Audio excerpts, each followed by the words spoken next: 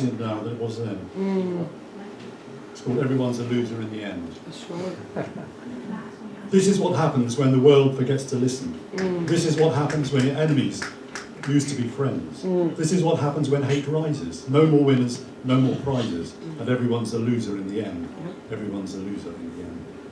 I hoped it wouldn't happen in my lifetime. I hoped it wouldn't happen again. I hoped the simple sense would prevail, but it looks like we're set for a mighty fail, and everyone's a loser in the end. It's never too late to change. It's never too late to love. But they want you to loathe the family next door. They can't stand peace because war pays more, and everyone's a loser in the end. They used to live in shadows, but now they're in your living room. They want to rule the whole wide world till it becomes a living tomb. They rule with fear and apathy and greed. They shout their poison until your senses bleed. They make everyone a loser in the end. It's a funny old planet when all is said and done. So much room for pleasure, so much scope for fun. So why do so many want to wreck the lives of others when we should all be sisters and brothers? Instead, we'll all be losers in the end. Instead, we'll all be losers in the end. It's true.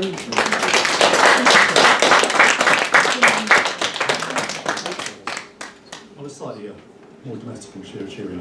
This is called Unrequited Love, which is a situation I used to find myself in quite a lot in my late teens and early 20s. Tell me about it. So, some would say it's the safest form of love. No commitment, no risk of losing what was never won. A love that could remain a fantasy forever unfulfilled, or a lake of tears never spilled.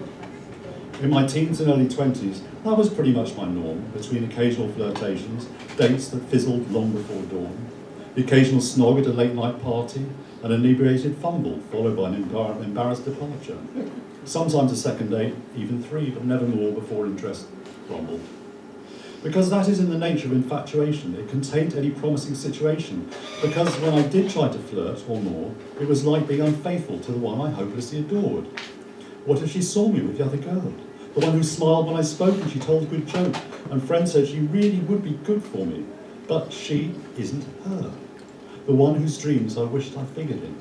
I would have no chance then, even though the odds were always less than slim. So, maybe it's the cheapest option of romance. No bedtime laughter at unsuitable underpants. No underappreciated gifts. No unexplained week-long rifts. No naughty workday sex. No callous breakup texts. No sentimental tokens. No chance for both hearts to be broken. Thank you.